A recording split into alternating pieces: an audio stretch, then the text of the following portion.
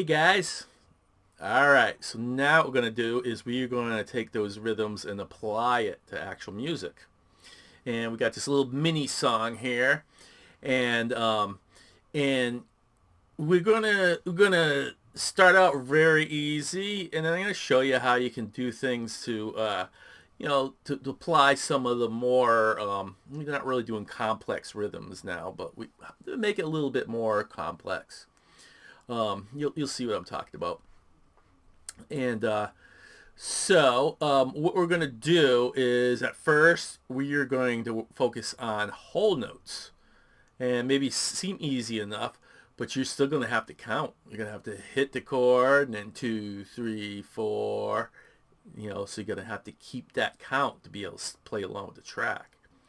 So even at that level, it's going to be, could be challenging. Depends on where you're at.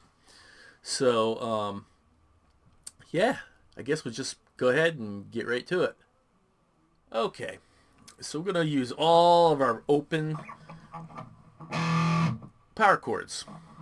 E string power chord, our A string power chords, and our D string power chord. Open string power chords. So what we're going to do is you're going to play an E5 and count 1, 2, 3, 4. Then you're going to go to the A5. 1, 2, 3, 4. Go to the D5. 1, 2, 3, 4. And then back to our E5. 2, 3, 4. So if you're a complete beginner, this is going to give you some good practice with your open string power chords, and plus some right hand coordination, because you're going to have to hit that. Then you're going to have to go down and target the A string without hitting the E string.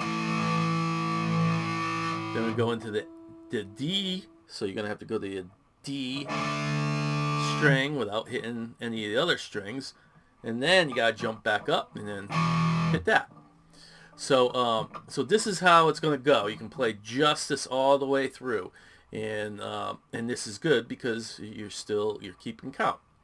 So you're going to go 1, 2, 3, 4, A, 2, 3, 4, D, 2, 3, 4, and then E, 2, 3, 4, E, 2, 3, 4, A, 2, 3, 4, D, 2, 3, 4, and E, 2, 3, 4. And that's really it. So, then there's another part where in there it goes, and what you can do for that, you can go straight through like that all the way through, but maybe you want to get a little bit more action in there. So you can apply whatever you want in here. So you can go straight into 1, 2, 3, 4, 1, 2, 3, 4, 1, 2, 3, 4, 1, 2, 3, 4. I keep wanting to go to the A5. You could do that, or you could do half notes. 1, 2, 3, 4, 1, 2, 3, 4, 1, 2, 3, 4. 1. See, I went to that A5. Let me do that again. 1, 2, 3, 4. 1, 2, 3, 4. 1, 2, 3, 4. 1, 2, 3, 4. I don't know why I keep wanting to go to that A. Fingers have brains of their own sometimes.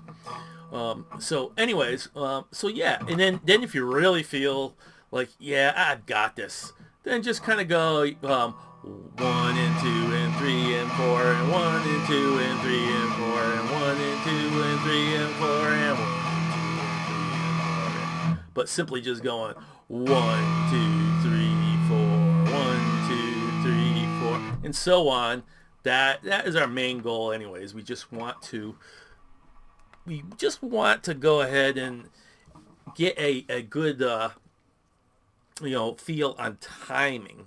So even if you do that and you count 1, 2, 3, 4, and you're focusing on hitting the next chord dead on time, yeah, then you succeeded. That's exactly what we're looking for.